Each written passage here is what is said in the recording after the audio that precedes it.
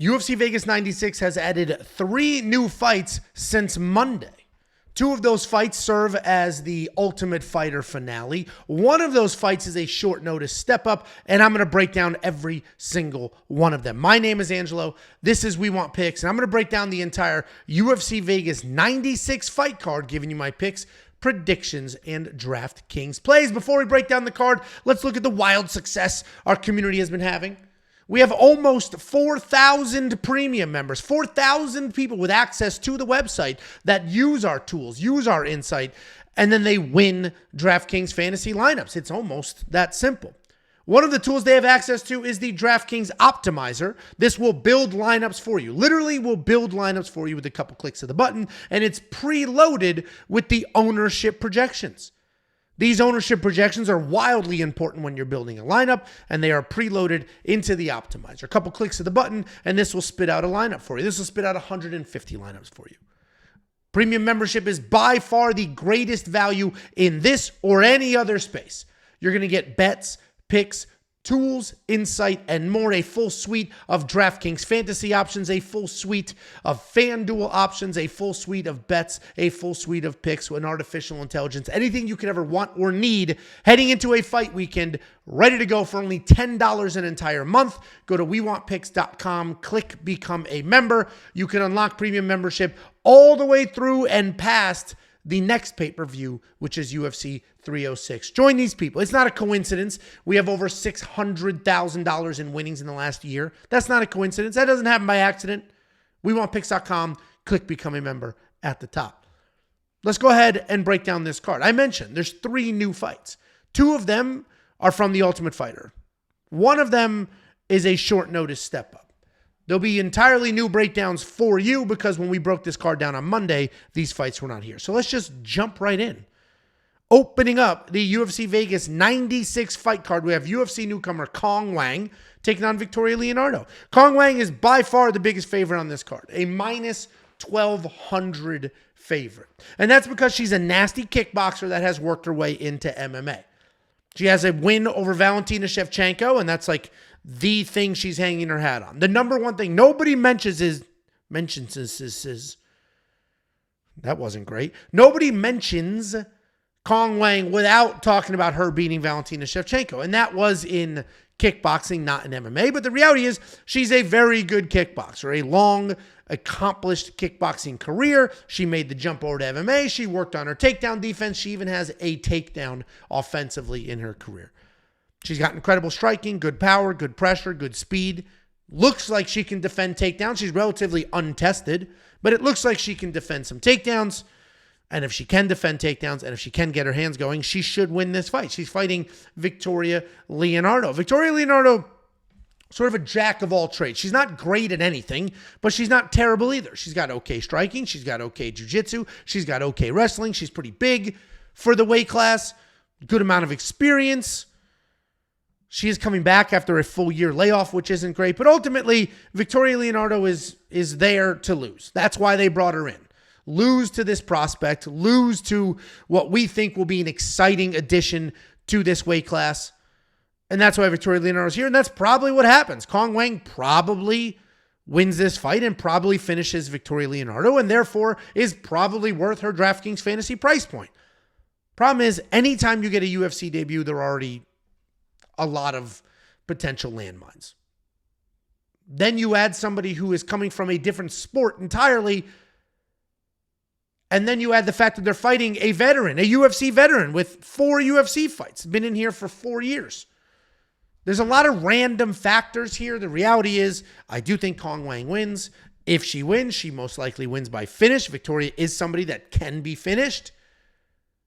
So I don't want to overcomplicate it, but how many times have we been burned on UFC debuts? Cong Wang is going to be the pick. Then we have one of the newer fights on the card. We have Nathan Fletcher coming off the Ultimate Fighter to take on Zygimantas Ramaska.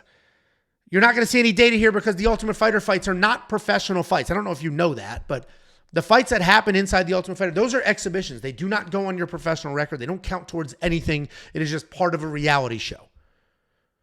So because of that, we have no data here, and you won't see it on their records. But Nathan Fletcher is coming off the Ultimate Fighter. And he's doing so under some weird circumstances. In the house, he broke his leg.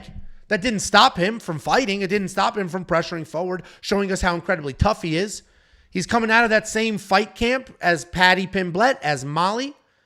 And he fights very similarly. Obviously, Molly's a striker, Paddy's a grappler, but they're both forward pressure fighters. They don't quit. They stay in your face. And Nathan is more of the same. He moves forward. He stays in your face. Pretty well-rounded guy, solid grappling, solid striking. He is always looking for a finish. He does have a decent chin. I'd probably call him more of a striker than a grappler, but he's a well-rounded guy who is just constantly moving forward, trying to make something happen. He's taking on Zygimantas. No, see, you don't see his full name here. I do. It's Zygimantas. Zygimantas Ramaska. Zygimantas Ramaska. Now, the reality is he's in another unique situation. Nathan Fletcher broke his leg on The Ultimate Fighter.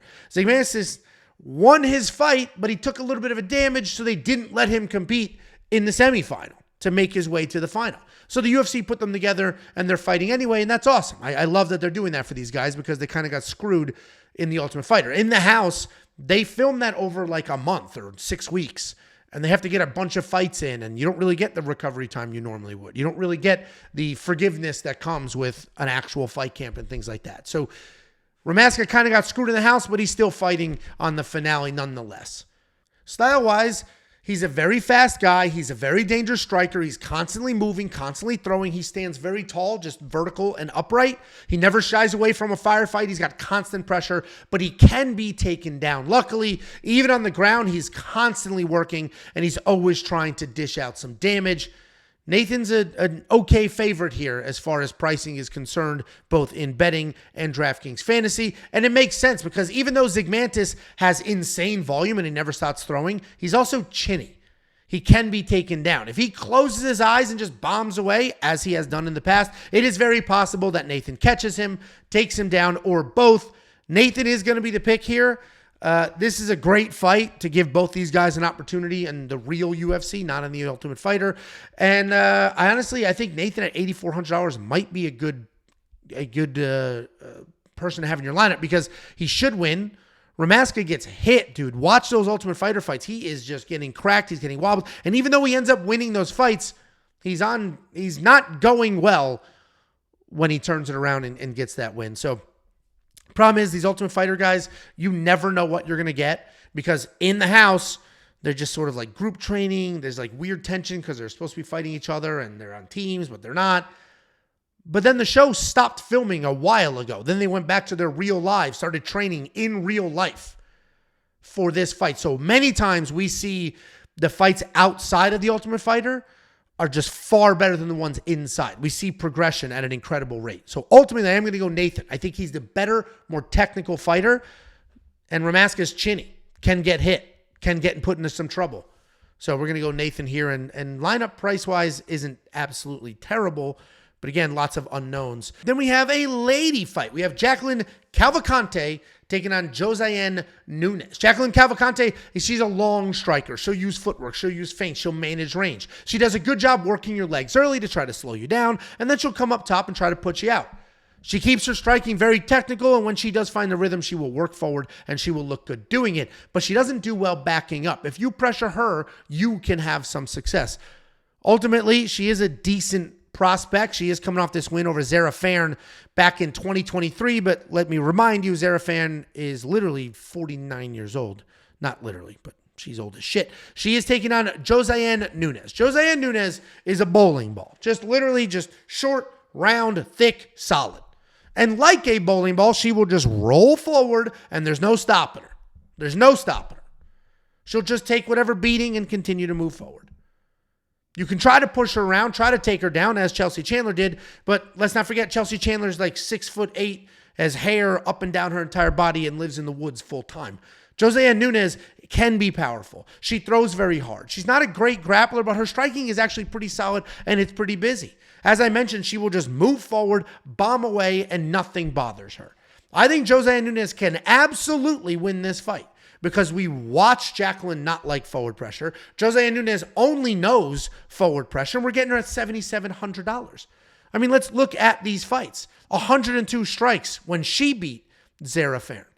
98 when she beat Ramona Pascal. 52 against Bea Malecki. And Bea Malecki is like 6 feet tall with ridiculously long arms and long legs. And she was trying to keep Josiane at bay. And Josiane continued to work forward, dropped her, finished her. Josiane Nunes, I think, absolutely can win this fight. I think she does win this fight. I probably will have her in my lineup. At the end of the day, we're building lineups. You need underdogs. You're not going to be able to pick 6 favorites and a $50,000 salary in DraftKings Fantasy. So Josiane Nunes is going to be the pick here, and I'll probably squeeze her in a lineup or two. Then we have Viacheslav Borshchev taking on James Llontop. Viacheslav Borshchev, when he started in his UFC career, he smoked Dakota Bush. Like, this guy's phenomenal. Then he fought Mark Diakiese. Mark Diakiese took him down no fewer than 48 times. Fine, okay. Viacheslav's a nasty striker. But then it really hasn't become who we thought he was going to be. Viacheslav Borshchev is being touted as a phenomenal striker. I believe he's a team alpha male striking coach. He's that good of a striker. And you see flashes of it, right? He's fast. He's powerful. He can really make things happen. But I think he's just been into too many wars. All of a sudden, Chase Hooper, little curly-haired, no facial hair Chase Hooper dropped Viacheslav with a punch and then submitted him. So if you're just quickly looking at this, you're like, oh, Chase Hooper submitted him? Oh, he probably took him down. No, he dropped his ass. And all of a sudden, Viacheslav Borshchev, who's supposed to be this nasty striker, can't hang out in the pocket anymore because he doesn't have a full chin. He is a nasty striker. The technique is there. The problem is, I don't know if his chin is. And he's fighting a guy who isn't the most powerful guy on the planet, but he is fighting a guy in James Llontop who's pretty well-rounded. He's got solid striking in his own right, good combinations, good body work, and he's just going to keep moving forward. He doesn't look for offensive takedowns, so this is going to be a striking match. Viacheslav is the better striker, just technically speaking. Skill for skill, Viacheslav is the better striker. But if we look at his recent decline, we look at the chinniness, we look at James's ability to just move forward and just bomb away, all of a sudden, James isn't a terrible underdog either. I am going to pick Viacheslav because I don't want to get too crazy with his chin is gone, this guy sucks, blah, blah. I'm not ready to fully jump ship yet. And James isn't like huge, big power guy. But Viacheslav Borshchev has not looked great. He was just dropped. He's struggling to put together any sort of win streak. Nazim Sadikov also smoked him. I got to go with Viacheslav because this is going to be a striking match, and he is literally the better striker. We're going to leave it at that. I'm not touching it for my DraftKings fantasy lineup. And honestly, if you're on the James side, good for you. He could absolutely win this fight. Then we have Jose Medina and Zach Reese. Zach Reese is a guy that has let us down in the past. This right here, this loss to Cody Brundage where his head just boom, bounced off the mat, that broke the safety parlay. Cody Brundage powerbombed Zach Reese and just absolutely smoked him. But it is what it is, right? Those are weird circumstances. I can't blame him for being unconscious when his head bounced off the mat. I can blame him for the fact that when they were on the ground, he started playing some nerdy jiu-jitsu bullshit instead of trying to work his way back up and outstrike somebody who he should be a better striker than. Zach Reese is very big for this weight class. He's 6'4". He uses that size. He uses that strength. He's got some very real power in his hands. We saw that when he knocked out Julian Marquez in 20 seconds. But he's also a guy that can be too jiu-jitsu nerdy. He will hang out on his back, throwing up triangles, trying to move his hips, instead of creating scrambles and trying to get out of there. And that could be a problem in this matchup because he's fighting Jose Medina. Jose Medina has very good ground and pound. I'm putting it in quotes because his wrestling isn't spectacular, but he will get a fight to the ground. And then on top, he's not waiting. He's not looking to control a position. He's raining down elbows. He's punching you in the face. He is trying to cut you open, trying to finish you, trying to stop you. So if Zach Reese is on his back, like a cat playing that stupid ass game, he could be in some trouble because Jose Medina is not going to wait and be like, oh, here's my arm. Yeah, no, he's going to be raining elbows down. Ultimately, I do think Zach Reese wins. I think he's the better fighter. I think he's the better striker. We've seen his power, and he certainly has the better jiu-jitsu. But again, if he's going to do some dumb shit, like hang out on his back and play a jiu-jitsu game where Cody Brundage powerbombed him, well, Jose Medina is not going to powerbomb him, but he certainly will rain down some elbows and give him a nice elbow sandwich. Zach Reese is going to be the pick. He probably wins here. He probably wins by finish, but it wouldn't be the first time that he absolutely screwed us. Then we have Francis Marshall stepping up on short notice to take on Dennis Buzukja. This is a new fight. Dennis Buzukja was supposed to fight Danny Silva. Now he's fighting Francis Marshall. I think Francis Marshall is a much easier opponent than Danny Silva was. Francis Marshall is a kid that, yes, he's well-rounded, right? He's a grappler. He's got decent hands. Comes forward. He'll throw some power. He's fast. He honestly is like a pretty boy Michael Chandler without the power, and his wrestling isn't as good. So here we go.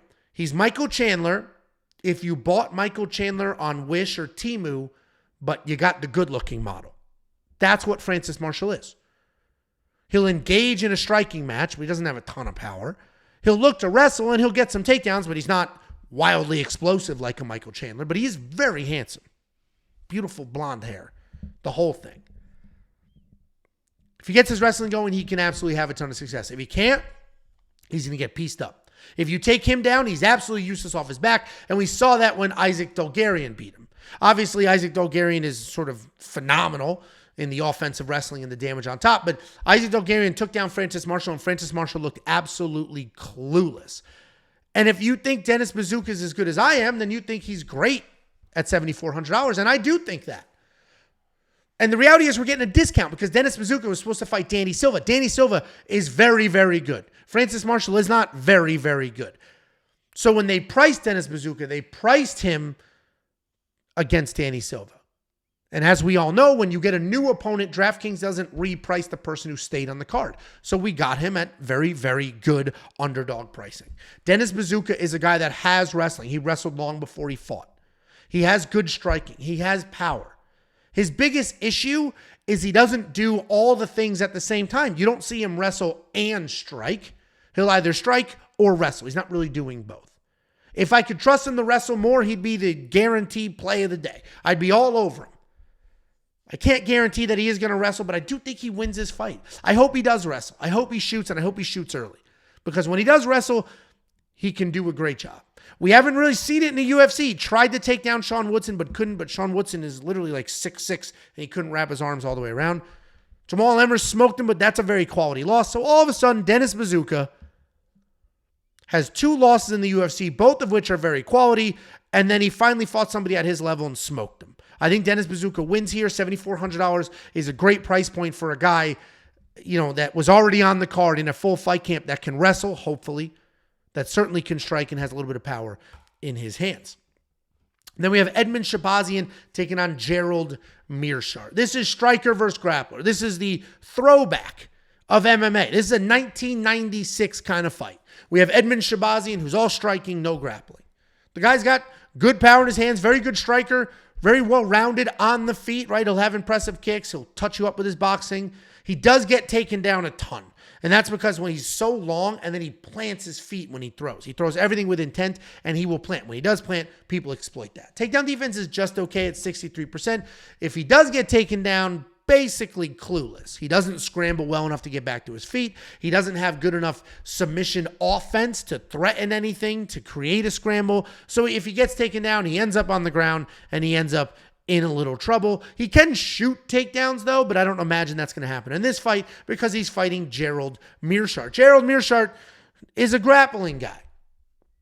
He's a jiu-jitsu nerd. And I don't want to quite call him a jiu-jitsu nerd. If we haven't really said that term in a while. Jiu-jitsu nerd is a term that we coined a couple of years ago. And it's for the Claudio Puelises of the world. The butt-scooting, guard-pulling nerds that can't strike. Gerald Meerschaert is actually not that. While he is a guy that you have to be very careful with on the ground because he could absolutely throw up a Hail Mary submission, as he has done in the past, he's not a guy that's just going to pull guard like a lady. He is going to stand there. He's going to bomb away. He has deceiving power in his hands. His biggest issue is he has no chin. So if you get to his chin, you can knock him out. Andre Petroski did not knock him out, but did have him in a bad way early. Joe Pyfer did knock him out. If we go all the way back, Chimaev knocked him out. This is when the narrative started that you can knock out Gerald Meerschaert. But I will say, in these last 2 fights, yes, he lost to Petroski, but Petroski's a nasty wrestler with real power in his hands. He lost to Petroski, but the chin held up. He smoked Brian Barberena, and it's a real tough gauge because you see he got 3 takedowns there. It's a tough guy to gauge because Brian Barberena was like on his way out of the UFC and just sort of there to have fun doing his thing. But Gerald Meerschaert's takedowns look better than they had ever looked. Just shot beautiful blast double. Literally the best takedown that we've ever seen from him in the UFC. If that Gerald shows up with that takedown, he wins this fight. He absolutely wins this fight with those takedowns. So I do think Gerald's a guy that I will probably have in some lineups because certainly if he wins, the upside is there. I mean, he scores a ton of points in his wins, and he's usually an underdog. $7,200, he scored 85 points. $9,100, he scored 102. When he wins, he covers his salary. Gerald Meerschaert should... I'm going to pick him. If you're on the other side because you say he's chinny and he's the guy who's going to get knocked out, who am I to argue with you? I am going to pick Gerald Meerschaert. I may have him in my lineup, and that'll just free up some money for some of the very, very expensive people we do have on this card. Then we have Michael Morales versus Neil Magny. Here's another tricky situation because Michael Morales is 100% the pick. I don't see him losing even 30 seconds of this fight, but he's not necessarily a finisher, and he doesn't score well. 65 points when he was $9,000. 64 points when he was $9,100. The DraftKings pricing is basically based off of if they win or not. It's not based off of how well they score because Michael Morales doesn't score well traditionally. Yes, he beat Trevin Giles and finished him, beat Adam Fugit and finished him, but those are, okay. Look what happened when he started to fight some of the better people, right? Just point striking and winning like that.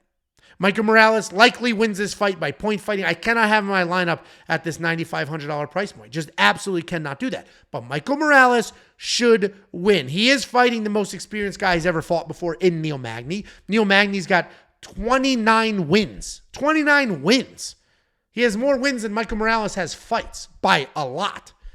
Neil Magny's a guy that's been around for a million years. He's fought the best of the best. He's fought everybody in multiple weight class, multiple generations. Neil Magny wins this fight. Neil Magny doesn't win this fight. He loses, but I still cannot have Michael Morales in my lineup. Not at $9,500 because I don't see him finishing Neil. Neil is a guy that can be durable. Sure, Gilbert Burns took him down in Southern, but that's Gilbert Burns. Michael Morales will toss you. He'll take you down. He's a national wrestling champion, but he's not going to, right? He's just going to hang out, get the takedown right out the round. Neil Magny loses. Let's move on. Then we have one of the newer Ultimate Fighter fights. This is serving as the Ultimate Fighter finale.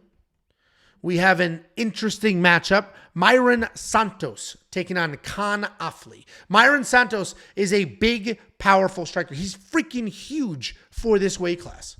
He's got solid takedown defense, plenty of patience. He's not low volume, but he does pick his shots. He's not just going out there wild. He has absolute power in both of his hands and of his feet. He does a great job defending takedowns. He's got an incredibly wide base when he's out there striking. And if he doesn't find a stoppage, it's okay. He will keep his composure. He will stick to a game plan, and he will continue to touch you up. He honestly reminds me a little bit of Carlos Prates. It's a similar, how about that? I rolled that R like a champ. It's a similar type style, right? He's long, he's big, and he just bang, pinpoint accuracy. Boom, tons of power, but it doesn't look like he's overexerting himself. Mairon Santos is good. He's dangerous. He's $8,500, and that could be great value. He's taking on a grappler in Kaan Ofli. Kaan Ofli is a BJJ black belt. His takedowns are just okay. His striking is just okay. He is busy on the ground. He is always looking for something, and he's kind of a short, small, compact guy. And he does rely on some strength. He does rely on that to control positions because the technique isn't beautiful, if you will. At least not the wrestling technique. Jiu-jitsu is very good. He will try to work in some sweeps. He has offensive takedowns, as I mentioned, but he can be taken down. I imagine that's not going to matter very much in this fight. I think Kaan's just going to come running across the cage, immediately try to get a takedown. And if you go do your regional tape study, you've seen that Mairon's been taken down and finished. I don't think that happens here. I think we are in a different era.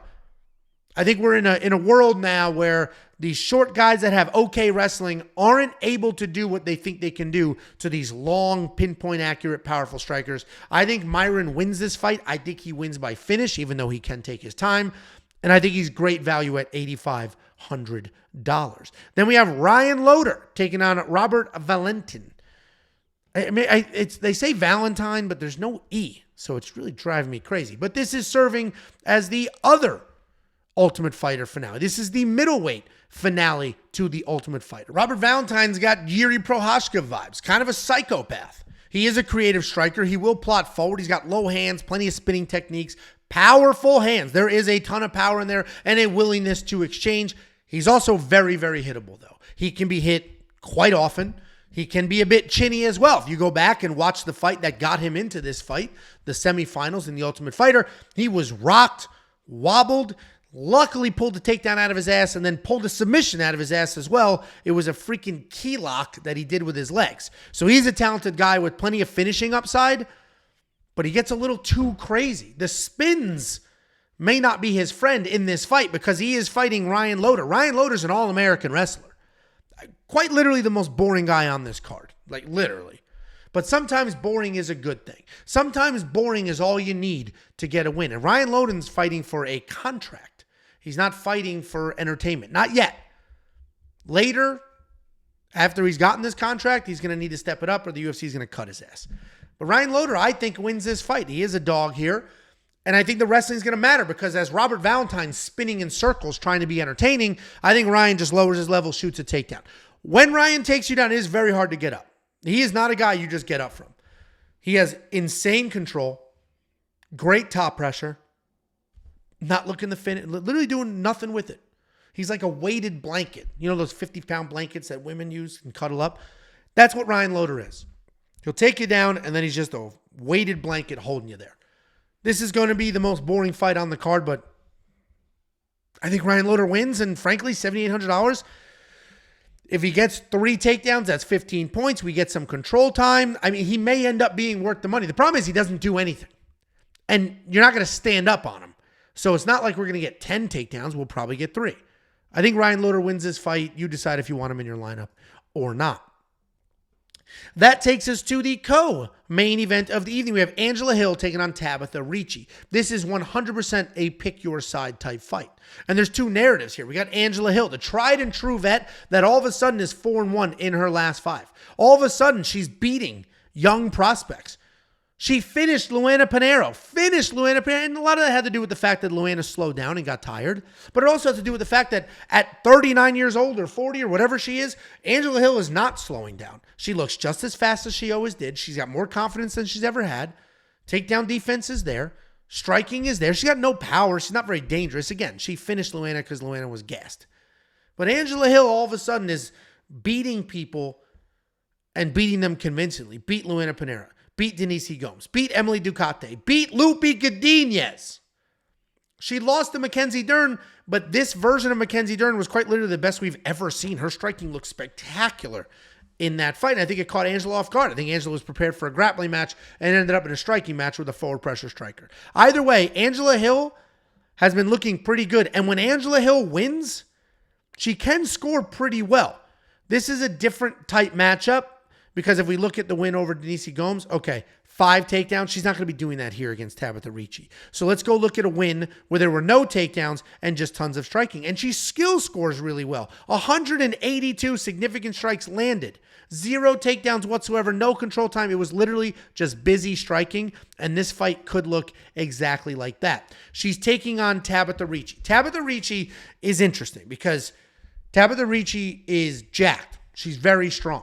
She's also a very good grappler. On the ground, she can be dangerous. The problem is if you watch any tape of Tabitha Ricci training, it is literally just physical training. There's no skill work. I've never seen video of her hitting mitts. I've never seen videos of her grappling. I just see her doing just super fast twitch movements with her legs, bizarre workouts with her arms. And that's starting to show in the octagon.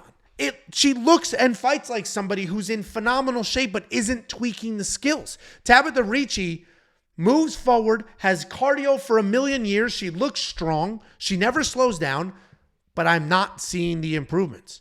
She just beat Tisha Pennington, Raquel Pennington's wife, Tisha Torres, before they were married. A lot of people think she lost this fight. And you can say, oh, she got a takedown. She had 5 minutes of control. She got 1 takedown. She missed 9. She went 1 for 10.